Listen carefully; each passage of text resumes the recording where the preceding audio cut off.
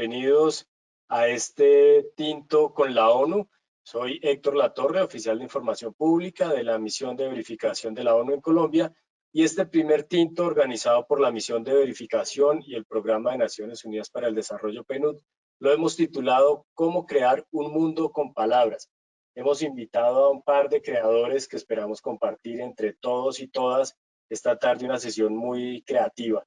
Nos acompaña la escritora Catalina Navas. Ella es literata y maestra en educación. Catalina ganó el primer concurso de cuentos de ciencia ficción convocado por Colciencias con su cuento La singularidad que alguna vez fuimos. Su más reciente novela se titula Correr la Tierra, en la que el personaje principal y narrador del libro, Paulina Uzcategui, en su cumpleaños número 21 se entera de que su nombre no entraña ningún significado especial, sino que al contrario, era una especie de clave que sus padres utilizaban durante su noviazgo para ocultarse de los demás. Ya más adelante Catalina nos contará un poco más de esta publicación. Ella también ha publicado Camino de Hielo y Las Mujeres de la Independencia, de la cual también nos estará contando. Y además Catalina trabaja como profesora de escritura creativa en espacios culturales y bibliotecas. También nos acompaña Martín Cruz Vega, escritor, integrante del partido FARC, quien luego de 4 décadas de estar en las filas de las FARC, él hizo parte de quienes están ahora reincorporados a la vida civil tras el acuerdo final de paz. Martín ha publicado 5 libros en los últimos años, en especial El Diario de la Guerra y la Paz, El Último Fusil, De las Trochas a la Paz, Crónicas Clandestinas y Orbitar en mis versos. Este último está por salir. Y también nos acompañan y queremos saludar muy especialmente a la gente del antiguo espacio territorial de reincorporación y capacitación de Icononso, Tolima, y también del espacio territorial desde Pondores en La Guajira. Así que empezamos este Tinto con la ONU, saludamos a las personas que están conectadas a través de nuestros enlaces y les contamos que esta charla estará en YouTube y en la página web de Filbo Naciones Unidas. Agradecemos a los colegas del Centro de Información de Naciones Unidas con la parte técnica y empezamos con nuestra invitada Catalina Navas. Catalina, bienvenida y cuéntanos cómo crear un mundo con palabras y cuéntanos de esta novela de la que hablamos, cómo fue el proceso de creación. Bueno, muchas gracias por invitarme. Saludos a Martín, a las personas de La Guajira que los vemos muy bien, y a las personas en Icononso que no se ven, pero bueno, creo que allí están. Hoy queríamos hablar en nuestro Tinto con la ONU. Quería contarles un poquito de los libros, especialmente de este libro que se llama Las Mujeres de la Independencia, porque habíamos planeado que esta sesión fuera especialmente para los niños y para los jóvenes. Entonces, como ese era nuestro público principal, planeamos con Héctor que este libro, que es un libro que salió el año pasado, en 2019, para celebrar la independencia de Colombia, el bicentenario, habláramos un poquito de él, hiciéramos, y al final, de pronto, de los niños de pronto de La Guajira que están ahí, ¿hay alguno al que le guste leer, al que le gusten los libros, al que le guste escribir, que quisiera de pronto escribir? Por allá veo manos levantadas, veo muchas manos levantadas. 1, 2, 3, 4, 5 manos levantadas de niños que les gusta escribir o que les gustan los libros. Bueno, cuando yo era chiquita, a mí también me gustaban mucho los libros y me gustaba mucho escribir.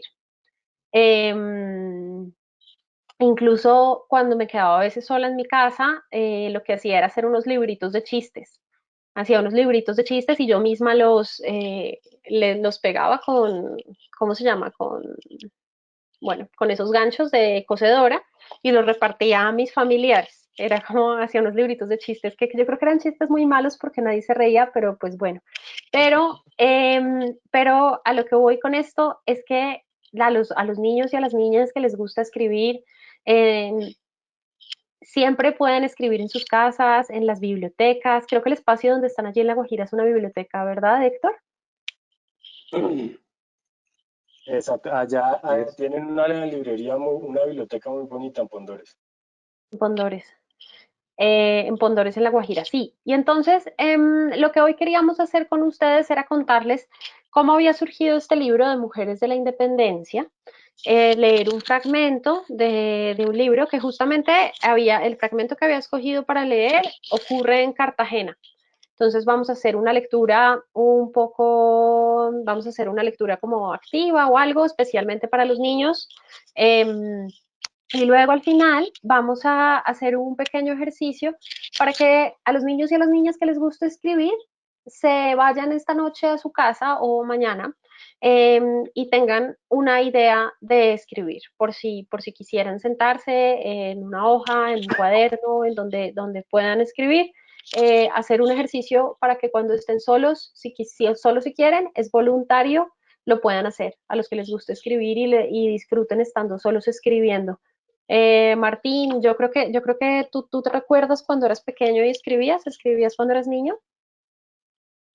Sí, yo comencé primero para todos un saludo muy especial para Héctor, para los organizadores, para Quintero y su galladita de niños, que esté muy bien. Hace tiempo no voy a Pondores, he ido como unas 6 veces allá. Sí, yo escribí, yo ingresé a las FARC de 15 años Mm. cumplidos y yo comencé a escribir mis pequeñas cosas muy, digamos, artesanalmente, y en la medida que fue creciendo el hombre, fui pudiendo tener ciertas cosas, y ahora pues en Bogotá he tomado cursos de literatura y la mano está más diestra, pero sí escribí desde muy pequeño poemas, era como el fuerte mío. Yo no escribo poemas, hago relatos y crónicas. Mira, Martín Sí. escribía poemas y yo hacía chistes. Bueno, Ah, sí. vamos a ver. Este libro lo escribí yo el año pasado en el Bicentenario. Es un libro para niños y jóvenes. Y cuando me Como lo nosotros, encargaron, perdón, ¿cómo? como nosotros jóvenes, Exactamente, exactamente. No, con yo lo juventud escribí para niños y jóvenes, pero mi idea era también que los adultos lo pudiéramos disfrutar. Entonces, es un libro en el que a partir de 4 historias de la época de la independencia, yo me imaginé que en esos lugares había mujeres, o sea, porque en todos los lugares de la independencia obviamente había mujeres. Lo que pasa es que en los archivos y en las narraciones que tenemos, a veces a la gente se les olvida contarnos que las mujeres estaban ahí, ¿no? Porque entonces siempre estaban como los hombres que eran los que firmaban los acuerdos o los que firmaban las declaraciones, pero las mujeres siempre estaban allí. Entonces mi ejercicio fue tomar 4 fuentes, o sea, cuatro fuentes reales, 4 hechos que pasaron en la vida real de la época de la independencia, y inventarme 4 mujeres. Los hechos son reales, pero las mujeres que están ahí me las inventé yo, son ficción. Entonces, ese fue el ejercicio y lo que queríamos con Héctor, leerles un pequeño fragmento de este libro, espero que disfruten la lectura.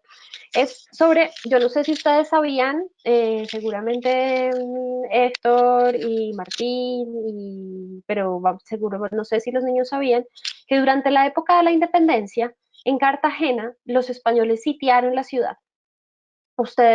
En La Guajira están en confinamiento, están en cuarentena, ¿sí? O no tanto, ¿sí? ¿O no? Más o menos. regular. Regular, regular, más o menos. Pues bueno, sí, pues sí, poquito nos dice que sí, que estar en cuarentena, muy en cuarentenados. Pues imagínense que en la época de la independencia, los españoles decidieron sitiar Cartagena. Sitiar quiere decir encerrar o quiere decir bloquear todas las entradas y todas las salidas. Entonces imagínense, por ejemplo, que nosotros acá en Bogotá estamos cada uno en nuestras casas, no podemos salir, no podemos entrar, las vías de acceso a la ciudad están cerradas, pero una cosa que sí entra todo el tiempo son los camiones de comida. Los camiones de comida y de bienes y de cosas entran todo el tiempo porque la gente de la ciudad necesita comer. Bueno, resulta que en la época de la independencia, después de haber hecho la declaración de la independencia, los españoles dijeron, no, tenemos que recuperar esos territorios que se están independizando, que se están rebelando, y lo que vamos a hacer es encerrar toda Cartagena. Cerraron todas las entradas de Cartagena, las salidas de Cartagena, cerraron los puertos y la gente dentro de Cartagena no podía salirse, ni moverse, ni entrar, ni salir. Y entonces lo que pasó fue que, adivinen ustedes qué fue lo que pasó. Pues empezaron a morir porque no había comida, no había comida y la ciudad estaba totalmente encerrada. Imagínense lo que puede ser una ciudad completamente encerrada. Entonces, yo encontré, cuando fui a hacer mi investigación a la Biblioteca Nacional, una carta de Pablo Morillo, en la que Pablo Morillo le mandaba al rey de España y le decía, bueno, Su Alteza, la ciudad está vencida, ya la vencimos, pero esta mañana cuando estaba por ahí, por la ciudad, me encontré a una mujer con unos niños que iban huyendo para Mompox. La mujer estaba huyendo de Cartagena, pero yo como tengo tan buen corazón, la dejé seguir y se fue. Y ya, no vuelven a mencionar en ninguna parte esa mujer con esos niños que se escapó de ese cerco o de esa ciudad que estaba sitiada, de esa ciudad que estaba encerrada. Entonces lo que yo hice fue preguntarme por cómo sería la vida de esa mujer, quién sería esa mujer y por qué habría escapado de Cartagena. Y imaginarme, completamente imaginado y de ficción, una historia con ella. Y es la historia que quiero compartir con ustedes hoy, si me permite. ¿Listo? Claro. Estas, todas las historias del libro tienen un nombre, miren, esta fue la ilustradora que hizo las ilustraciones y esta se la imaginó a ella así, se la imaginó a nuestro personaje, se lo imaginó así. ¿Listo? Se llama María Antonia de la Concepción y Linares. Tiene ese nombre porque pues era hace un montón de tiempo, entonces tiene ese nombre así como raro y rimbombante. ¿Listo? Voy a leerles. A ver, espero que les guste.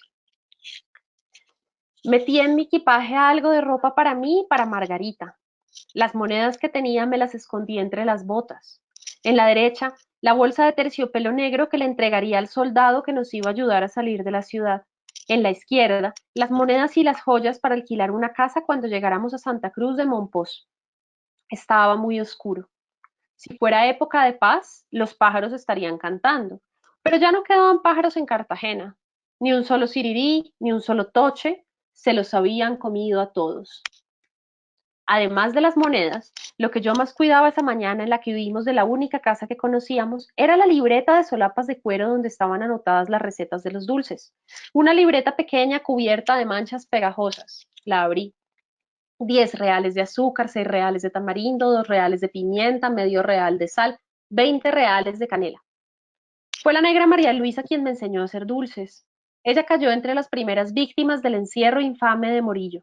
Murió de un mal de calenturas y temblores que se la llevó en pocos días, igual que a mi marido, a mi papá y a mi hijo mayor. De la familia que habíamos sido, solo quedábamos Margarita y yo. María Luisa vivía de los dulces en la plaza.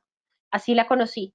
Nació esclava, pero pagó su libertad a los 20 años con el dinero de hacer melcochas y venderlas clandestinamente. Cuando la patrona de la cocina donde trabajaba se encontró con una cantidad enorme de dinero ahorrado y a su esclava queriendo comprar su libertad, no pudo decir que no. María Luisa trabajó libremente desde ese día, vendiendo sus dulces en una de las plazas al pie de la muralla. Mis favoritas eran las bolitas de tamarindo.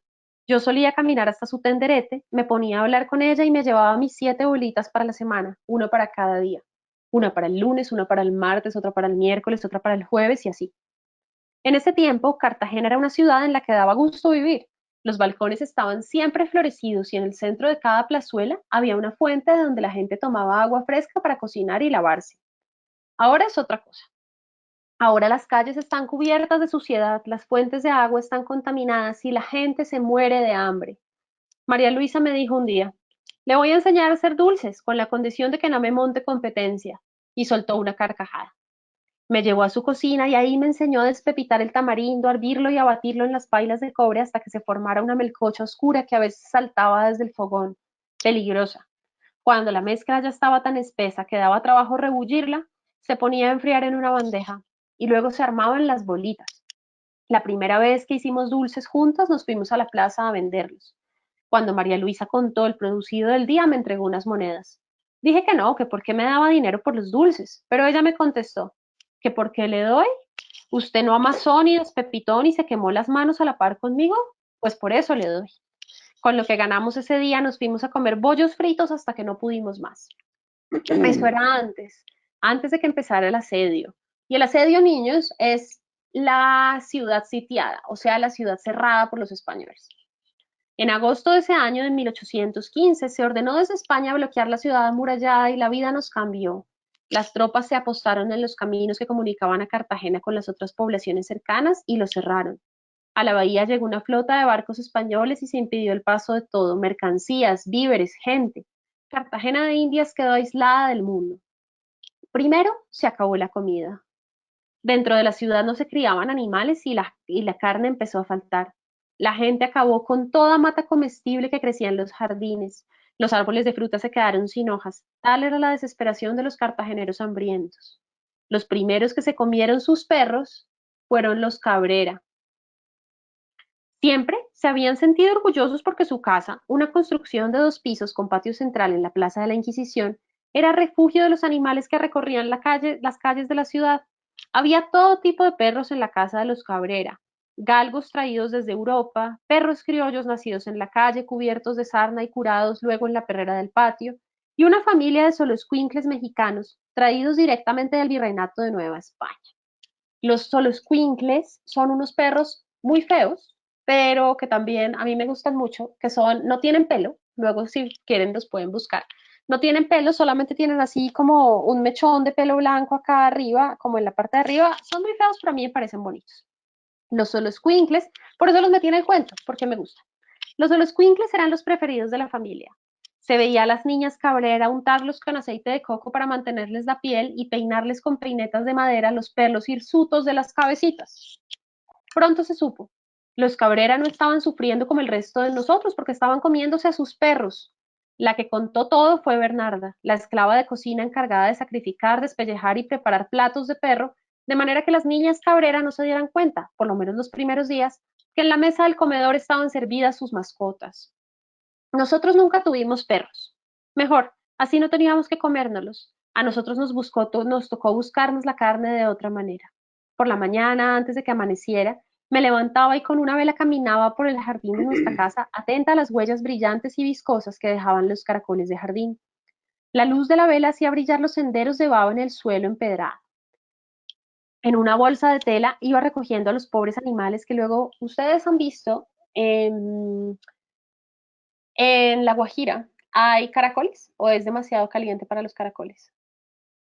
Pueden levantar la mano si hay caracoles. ¿Hay caracoles? ¿Hay caracoles, Martín? ¿Hay caracoles? Y de caracoles. Y micos. Ustedes han visto que los caracoles dejan una baba que cuando se seca en el sol brilla. Los niños de La Guajira la han visto. Bueno, pues esa era la baba que estas personas veían, ¿listo? Pronto se supo. Los Cabrera no estaban sufriendo como el resto de nosotros porque estaban comiéndose sus pedazos, ya lo leímos, perdón. En una bolsa de tela iba recogiendo los pobres animales que luego ponían una dieta de sobras en la cocina. A los 2 días, cuando ya estaban limpios, los ponía a hervir y los bañaba en una salsa de ají, la única mata comestible que iba quedando en la huerta. ¿Alguno de ustedes alguna vez ha comido caracoles? ¿Han comido caracoles? Los niños de La Guajira, pero ya dicen que no han comido caracoles. Los caracoles, Martín, ¿ha comido caracoles? No ha comido caracoles. Ni de colores. Ni de colores. Los caracoles, resulta que los caracoles se comen en muchos sitios, pero lo que hay que hacer es cogerlos, alimentarlos para que se limpien de toda la tierra y la gente los pone a hervir y se los come. Entonces vamos a ver, esta familia, como lo único que quedaba en Cartagena eran caracoles, pues empezó a comérselos. Cuando los caracoles de nuestro jardín se acabaron, empecé a salir a las calles vacías en la madrugada. Me agachaba y buscaba en las uniones de piedra los caparazones de los animalitos que luego nos comeríamos en la salsa, clavándoles un palillo de madera en el cuerpo para sorberlos enteros. Cogían el caracol, lo hervían, le echaban salsa de ají y hacían y se lo chupaban. Nunca me terminó de gustar su textura de tierra, la consistencia de goma de su cuerpo hervido contra los dientes. Luego vino la peste. La gente empezó a morirse por la suciedad y la basura y los desechos empezaron a acumularse en las calles. La ciudad que había sido limpia y agradable se estaba derrumbando. La podredumbre contaminó incluso las fuentes y empezó a ser difícil conseguir agua limpia. En esa época se murieron Alfonso padre y Alfonso hijo, la mitad de nuestra familia. Les dio un resfriado fuerte con unas fiebres altísimas que no conseguí bajar con nada. Cuando tuve que echar sus cuerpos a la calle, sin enterrar porque los cementerios y las fosas ya estaban llenas, Decidí que mi hija y yo nos salvaríamos, que no podía permitir que nos pasara lo mismo. Reuní todas las monedas y joyas que tenía, cogí a la niña de la mano y me fui a tocarle la puerta a María Luisa. Quería proponerle que nos escapáramos juntas, pero nadie me abrió. Toqué la aldaba durante 5 días seguidos, hasta que una vecina me dijo que había muerto de fiebre y convulsiones. Al día siguiente, me levanté a la misma hora de los caracoles, pero en lugar de agacharme a despegar animales del suelo, me fui derecho a la puerta de los coches donde había visto que se paraba un soldado español con cara más amable que los demás. Cuando nadie nos veía, le entregué la carta en la que le pedía que nos pasara al otro lado a cambio de la mitad de mis joyas y de la mayor parte de mis ahorros. Me hubieran podido fusilar si el soldado hubiera querido, me hubieran podido echar a la cárcel y Margarita se hubiera quedado sola. Pero al día siguiente, cuando fingí que estaba buscando caracoles en el empedrado, vi que el soldado me hacía una seña con la cabeza para que me acercara. Fui hasta el borde de la muralla y con disimulo recibí un papel que solo tenía una fecha anotada, 8 de noviembre. Faltaban 3 días. Empaqué 2 cambios de ropa para cada uno para caminar y otro para cuando hubiéramos llegado a Santa Cruz de Mompox. Zapatos, solo los que llevábamos puestos. Monedas y joyas para pagarle al soldado y para vivir mientras los dulces daban algo para mantenernos. La mañana del 8 de noviembre caminé hasta el cuarto de Margarita y la levanté. Le dije que ese día me acompañaría a buscar caracoles. La niña se puso a llorar de sueño, pero no le hice caso. Al salir a la calle la alcé y le cubrí la cabeza con un rebozo. Me cubrí yo misma. Puse doble cerradura en la puerta de la casa pensando que pronto podríamos volver. Caminamos a la muralla y le entregué una bolsa de terciopelo negro al soldado. La abrió, vio lo que estaba dentro y me entregó un papel sellado que me autorizaba a circular libremente. Leí otro nombre que no era el mío en el papel y lo miré como preguntándole. El soldado se alzó de hombros. Entendí entonces que cuando pasara la muralla y buscara otra manera de llegar a Santa Cruz de Mompox tendría un nombre nuevo, María Antonia de la Concepción y Linares. Me gustó. Abracé a mi hija y a medida que me alejaba de la ciudad sitiada fui repitiendo bajito, María Antonia de la Concepción y Linares, María Antonia de la Concepción y Linares. Se preparan dulces de tamarindo y caracoles en salsa. Y ya, ese es nuestro pequeño cuento de la ciudad sitiada en Cartagena en 1815. La ciudad la sitiaron de verdad, es un hecho histórico real, pero esta historia me la inventé yo a partir de un hecho histórico real. Ahora, por ejemplo, quisiera preguntarles a mis compañeros de panel de charla de café con la ONU, si ustedes tuvieran un hecho histórico sobre el que quisieran cambiar algo o sobre el que a ustedes les gustaría escribir un hecho de ficción, inventarse un cuento a partir de algo que haya pasado en la vida real, ¿cuál hecho histórico sería ese? Si ustedes pudieran escribir algo ficcional a partir de un hecho histórico que haya pasado en la vida real, ¿qué harían? Los niños también pueden ir pensando, ir alistando sus preguntas, de qué hecho, sus respuestas, de qué hecho histórico, qué les gustaría, imaginen, piensen en algo que haya pasado, que ustedes conozcan. Y ahí por ahí hay manos levantadas, bien, bueno, entonces vamos a pensarlo los niños mientras los otros participantes nos contestan y los niños vamos pensando sobre qué hecho histórico les gustaría escribir y que ustedes cambiaran. Por ejemplo, espérense, por si todavía no tienen todas las ideas como claras.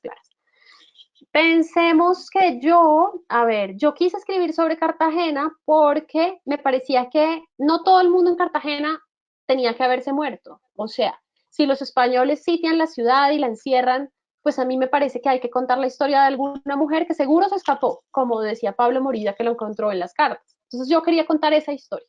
Piensen ustedes qué hecho histórico les gustaría contar o sobre el que les gustaría inventarse algún personaje, otro hecho, otro final, otro inicio. ¿Sobre qué les gustaría escribir? Por ejemplo, Héctor y Martín, mientras los niños piensan. Yo tengo, esta semana escribí un cuento que se llama Salvador. Ujú, Salvador lo conocí yo cuando teníamos ambos 10 años. Él ujú, se fue para la guerrilla y yo nunca más supe de él, ujú, nunca más. ujú, Lo busqué siempre y nunca pude encontrarlo. ujú. Ahora en este proceso de paz, de tanto buscar, encontré a alguien que me dio indicios y me dijo, él Ajá. ingresó en el 76, no, en el 74 lo fue para la Urabá, no más. Entonces yo a raíz de a través de esa historia personal, armo todo un cuento y describo a Salvador cómo estuvo en la guerrilla incluso cómo hasta él murió. De La un guerrilla se hecho murió. simple, Ujú. él murió pisando una mina instalada para el ejército. Y ¿En tu cuento, accidentalmente Martín, o pisó en la la vida mina. real? O ficción. En tu Yo cuento, quería convertir a mi amigo en un héroe sin saber qué ha pasado con él, pero con mi claro. experiencia tenida, yo me encargué de hacer todo un contexto a él y lo hice. Y va uno. El otro cuento es que se llama, lo hice esta semana, ayer lo terminé, se llama Los devoró la selva. Ujú. Nosotros Como enviamos elaborar. unos muchachos, sí, enviamos unos muchachos del cerro el Tatamal límite con el Chocó y el Risaralda, los mandamos a un cruce a la cordillera y desaparecieron dos, y aparecieron dos. Ajá. Nunca supimos qué pasó con los otros dos, cómo murieron, qué pasó con ellos. Y yo me Ujú. imagino cómo fue que ellos. Y la historia termina en que yo tampoco sé cómo murieron. Claro. Lo único fue que nunca aparecieron. Entonces es como retratar con palabras una situación que yo creía que había pasado. Ahí le metí caníbales, le metí cosas Claro. que hay en el imaginario, superstición, porque el Chocó es muy lleno de las historias. Entonces he escrito varios ensayos sobre hechos históricos, pero que nunca yo pude descifrar y ahora lo he descifrado con mis posibilidades que tengo de escribir. Qué bien, llegaron más niños, llegaron niños nuevos que no estaban. Hola, Sí, Héctor. Catalina, no, acuérdate que tenemos también en esta conversación están las personas en Icononso, en ¿Verdad? Tolima, Las personas en Mario Icononso, y Janet, por si también Ah, tienen por algo supuesto, sobre lo que ellos quisieran escribir, no los estamos viendo, pero pero nos ¿quién está están en escuchando Icononso? ¿Quién y está en pueden hablar. Icononso, Héctor? y ahorita los vamos a oír a ustedes. Entonces, tenemos dos personas más, Héctor, entonces dos grupos más, uno en Icononso y otro en el Tolima. No, en Icononso, Tolima, un grupo Ay, y el Icononso. otro de los niños que sí los vemos que están en La Guajira. Ah, perfecto, está bien. Entonces, perdón a los niños de Icononso que no los hemos saludado ni estado tan pendientes, pero pues ahí nos estamos viendo. Entonces, para los niños del Tolima, piensen también qué hecho histórico o qué hecho, ni siquiera, o sea, cuando yo digo hecho histórico no tiene que ser un hecho que esté en los libros de historia. Tiene que ser, piensen en un hecho de la vida real sobre el que a ustedes les gustaría escribir o modificar algo. Martín ahorita nos estaba contando la historia de su amigo Salvador, que él dejó de ver cuando era pequeño, porque, y cómo en un cuento hizo de su amigo Salvador un héroe, ¿verdad, Martín? Lo que tú querías era hacer un cuento en el que tu amigo fuera un héroe. Y eso Tuvo es muy familia, bonito, hijos.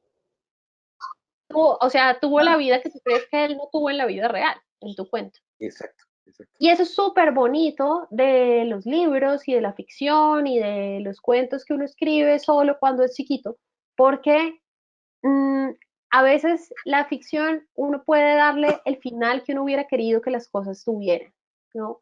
Entonces, en la vida real las cosas tienen un final, a uno muchas veces no le gusta, pero en lo que uno escribe, las cosas pueden terminar como uno quiera que terminen, y eso es una maravilla. Entonces, si a uno no le gusta algo, si a uno no le gusta algo, o si a uno hay un hecho que a uno lo pone triste, uno siempre puede sentarse a escribir una versión distinta de ese hecho, o una versión que a uno le gusta más, o inventarse cosas que a uno lo hagan sentir bien. Y el placer que produce eso es un placer gigante. ¿Listo? Entonces, alguno de los niños en el Tolima y alguno de los niños en La Guajira de pronto quisiera hablar y contarnos sobre qué les gustaría escribir, un hecho de la vida real sobre qué les gustaría escribir. ¿Alguien quiere activar ahí su micrófono y acercarse y contarnos? Cuéntenos su nombre también. Si van a contestar, díganos cómo se llaman y cuéntenos cuál es el hecho sobre el que quisieran escribir en la vida real. ¿Qué tienen por ahí?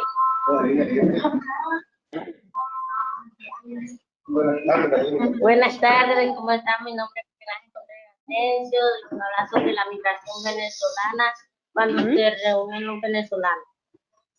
Perfecto. La migración venezolana es un gran tema para escribir. ¿Me vuelves a repetir tu nombre que se cortó un poquito el audio ahí? Miguel Ángel Contreras Asensio. Miguel Ángel. Qué nombre bonito, Miguel Ángel. Miguel Ángel, Y si tú quisieras escribir sobre la migración venezolana, ¿hay algún personaje que tú quisieras escribir? ¿Cuántos años tiene ese personaje? ¿Es un personaje que emigra de Venezuela, de qué parte, y llega a Colombia, a qué parte? ¿Lo has pensado? Me pone como, sí, ya, va, como si fuera que un migrante viene de Venezuela, le pongo el nombre, la edad. Ujú, exacto. Y de pronto puedes poner a tu migrante que viene de Venezuela, lo puedes poner a pasar por unas aventuras, ¿no? Ajá. Lo puedes poner a que se enfrente con algunas aventuras que yo no conozco el camino de los migrantes que pasan de Venezuela a Colombia, pero estoy convencida que tiene que ser un camino que tiene obstáculos y problemas y aventuras, me imagino. ¿Verdad, Miguel Ángel? Rocha, tienen que pasar caminos peligrosos. Ujú, exacto. Entonces, tu migrante, por ejemplo, podría pasar por la trocha, podría pasar por un camino peligroso, y tu migrante, Miguel Ángel, ¿termina bien o termina mal en tu historia? Terminará bien o mal. No sabemos, ¿no? No sabemos si termina bien o mal. Eso es lo bueno, va a terminar como tú quieras que termine. Eso es lo chévere. Puede terminar como tú quieras que termine. Si quieres que tu migrante le vaya bien y termine bien, bien. Pero si también quieres que a tu migrante le vaya mal, también le puede ir muy mal a tu migrante. Tienes todo el poder de hacer que tu migrante de ficción, que tu migrante del cuento le vaya como tú quieres que le vaya.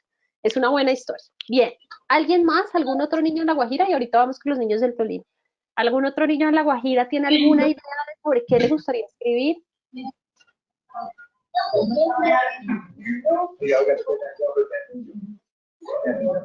¿Alguien más?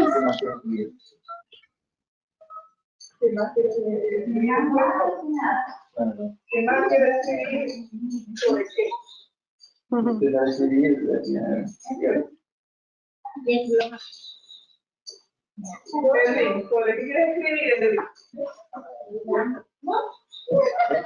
¿Alguien? ¿No? ¿Los niños del Tolima tienen por allá algo que decir?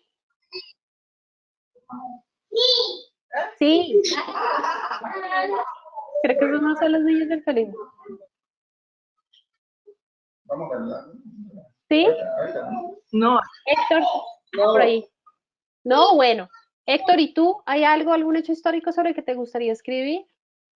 A mí me gustaría escribir sobre los hechos del Palacio de Justicia, que siempre me han llamado mucho la atención también un poco, ¿no? Con este tema del conflicto, pero sobre todo como toda la cantidad de actores que estuvieron ahí involucrados y ese hecho histórico siempre me ha llamado mucho la atención. ¿Has visto que hay una novela gráfica, hay una novela Sí, gráfica que se llama Los 11? ¿La conoces?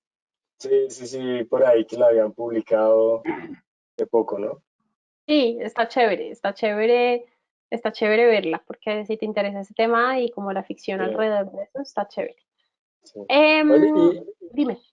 no sé si, bueno, como contarles a los niños también un poco de la parte creativa y también Martín, como de qué más inspiran o qué más además de ese hecho histórico, cómo ir hilando y ir poniéndole esas pruebas o esos episodios a los personajes, ¿no? Sí, yo creo, por ejemplo, que en la escuela, en los colegios, siempre nos enseñaron esa historia que le enseñan a uno, como cuando uno es muy chiquito, que le dicen que las historias tienen un inicio, un nudo y un desenlace. Y a mí me parece que eso, por supuesto, tiene muchas variables y como muchos caminos posibles, pero todos los personajes, me parece a mí, especialmente como cuando uno tiene la edad de los niños que se ven en La Guajira o algo así, todos los personajes siempre se enfrentan a un problema.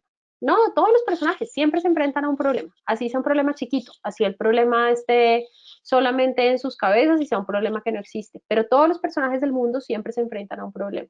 Entonces yo creo que, y esa es como la última cosa a la que quería llegar, pero si quieres dejémosla para el final, pero hay que pensar, a mí me parece que los problemas, cuando uno empieza, los problemas son centrales, entonces yo creo que es por ahí, hay que empezar a pensar como en los problemas. ¿Hay alguien está levantando la mano o están solo saludando? Si están solo saludando, solo saludos, pero si están levantando la mano, siempre podemos hablar. Martín, ¿tú tienes algo para decirle a los niños al respecto? ¿Cómo ir hilando esos Que a mí me problemas, esas parece, aventuras? y nuevamente saludar a los niños de Icononso, de Tolima, paisanos, paisanitos míos, Quintero, Hola, Quintero que está sentado allá con esa cara tan seria, aquí Quintero. ¿Cómo estamos. los ves a los niños? Yo no veo caras serias. ¿Dónde los estás viendo tú? Oh, Quintero, digo yo. ¿No es Quintero allí de Pondores? ¿De camiseta blanca? Ah, sí. No, Bueno, yo escribo mi literatura, mis herramientas, mis recursos son simples. Es decir, yo para hacer una historia no cojo el diccionario, sino que trato de irme a lo más sencillo, porque lo más grande siempre es lo más sencillo. La naturaleza, las aguas, los ríos, describir la caída del agua, describir los paisajes de la naturaleza, que la conozco muy bien, por cierto, la selva, Claro. tanto la selva tropical como la selva de las altas cordilleras, las conozco perfectamente, sus habitantes, sus animales, su familia, la fauna que es maravillosa. Es decir, todos esos recursos humanos tan sencillos, las vivencias, poder convertir uno en literatura es una buena herramienta y favorece mucho porque está muy cerca de uno a la espiritualidad, al sentir, a los sueños, a la esperanza, a la vida, a la muerte que tanto nos acompañó a nosotros. Yo tengo muchos poemas a la muerte y a la vida, porque fue, digamos, la esencia en que me moví yo siempre procurando respirar un día más, ahora como la lucha con el COVID-19. Hay que tomar las medidas para amanecer un nuevo día y volver a respirar. Es necesario que los niños hagan el ejercicio mental de transformar, digamos, los hechos cotidianos en palabras, en frases, en oraciones, con un comienzo, con una trama y con un final, que no siempre, como decía Catalina, es feliz. Hay que dejarle algo al lector para que él también Uno puede construya. matar a sus personajes. Exacto, y es como en los poemas.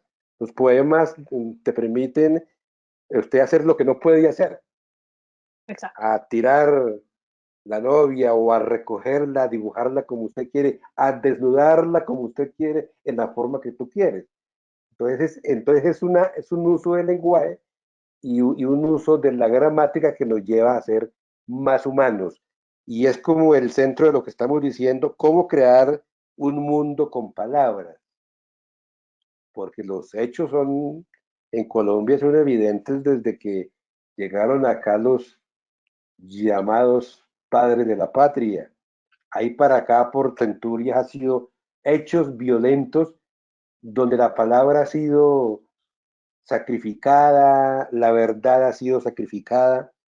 Entonces un mundo con palabras donde el mundo, todos los conflictos sean dirimidos por el consenso y por la fuerza de la palabra. De hecho, nosotros dijimos, cuando hicimos dejación de armas el 27 de junio del 2017, nuestra única fuerza es la palabra.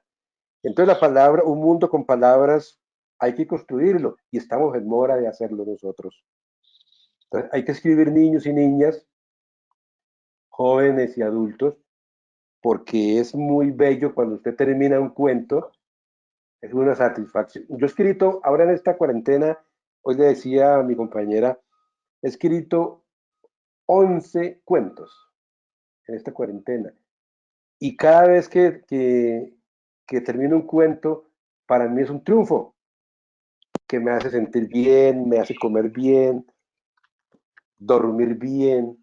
Y cuando tengo un cuento en elaboración, mi preocupación es terminar ese cuento. Es, es como dijo Pablo Catatumbo, el mejor vicio en la vida es leer y escribir. Entonces felicito yo a los niños que tienen la inspiración de volverse en escritores. Yo creía que hacer un libro era para académicos, yo ya comentaba a Héctor ya, y de pronto es un requisito, ¿no? Hola. Pero cuando me dice a mí en 2017 el director del Festival de Poesía de Medellín, Martín, deme los borradores suyos. No, pero ¿para qué, Fernando? No, yo jamás me imaginé, digamos, publicar un libro. Al mes me trajo este diagramado, que es del que decía Héctor, Diario de la Guerra y la Paz. Y me quedó gustando, Héctor, Catalina. Y luego el 2018, entonces, está El Último Fusil, que cuenta un poco, pues, cómo fue la dejación de armas y todo ese cuento. Y ya de Las Trochas a la Paz, que es mi última obra, sí es secuencial. Es decir, es mi historia desde niño, cuento cómo era de niño yo, hasta que ya llego a la edad de que tengo mucha juventud acumulada. Entonces es hermoso. Aquí no hay poemas.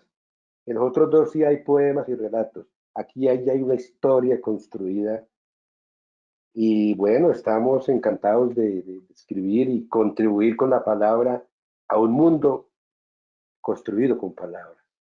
Bueno, Sí, vamos. me dicen que tenemos que ir cerrando, ¿verdad? Sí, ¿Sí? Catalina, lo siento. Bueno, Sí, ya no, se está nos perfecto. acaba el tiempo, ha estado muy interesante.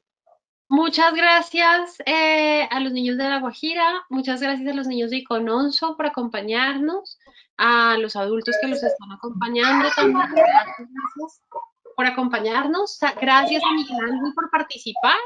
Miguel Ángel, ¿estás por ahí? ¿Andas por ahí, Miguel Ángel? ¿O se fue? Fue Miguel Ángel. Muy buenas tardes, mi nombre, Hola. pues muy buenas tardes, mi nombre es Álvaro José Canchita, soy el presidente de la Junta de acá de antiguo Espacio Cultural de Guajira. Bueno, a mí me gustaría escribir relacionado al proceso de paz. Entonces, quiere decir que cuando estábamos en 2012, 2013, que hablábamos de paz, para mí eso era bastante complejo, pensé que era mentira. Entonces, posteriormente vinieron una cantidad de cosas, de bombardeos, cosas militares hacia nuestros campamentos. Yo siempre lo veía difícil. Posteriormente, pero teníamos una esperanza de darle una posibilidad, una mejor vida en el proceso de paz cuando sale el punto número 1, la reforma rural integral. Esta es la solución para los campesinos. Bueno, y así sucesivamente me fue gustando los acuerdos de paz y teníamos la esperanza de vivir y tener un campo mejor, más desarrollado, qué cosa. Y me doy cuenta últimamente, ya 3 años después, 2017, 2018, 2019, y vemos que todo es una frustración. Es decir, en el campo siguen las cosas peores, en la ciudad peor todavía la situación, los estudiantes en pésimas condiciones, las aulas en todas las partes, y posteriormente tantas ilusiones que teníamos o que tengo de ver un país mejor, ahora lo acaba de completar la pandemia del COVID-19, y entonces ahí sí totalmente nos acaba con esta situación. Entonces, a mí me gustaría también como escribir esa parte de la historia de estos 3 años hacia acá, 4 años hacia acá. Entonces, porque vemos que es una situación bastante difícil de nuestro país y del planeta. Bueno, entonces acá con los niños, son ellos bastante activos, llaman, ¿no? Los intelectuales. Entonces, ellos les gusta la lectura, pero son bastante penosos para hablar, ¿no? De igual manera, esto es lógico, que es lógico que todos sentimos pena de la pantalla y todo, ¿no? Pero de todas maneras, este es un grupo de niños selectos. Yo se lo he venido gracias a Jorge de la ONU, que ha venido impulsándonos, y tenemos la esperanza que ellos van a seguir adelante en la parte de la capacitación y Así va a ser. posteriormente, gracias a la tecnología que hoy tenemos la oportunidad de compartir con ustedes. Y bueno, ánimo, mucho pulso, y los que están en Bogotá, mucho cuidado con esa enfermedad, con ese contagio. A los demás camaradas que Así es, también. Álvaro, muchísimas gracias. Álvaro, gracias. Muchas gracias, Martín, Catalina, muchas gracias. Gracias, Muchas Martín. gracias por Bueno, de compartir parte con mía, nosotros y a los amigos de Conoso también. A los amigos de Colombia. Bueno, cualquier invitación ahí está bueno, pendiente, Héctor. Catalina, chao, mucho gusto. Gracias por la invitación, Chao, chao. Martín, Nos vemos. a todos y todas, muchas gracias.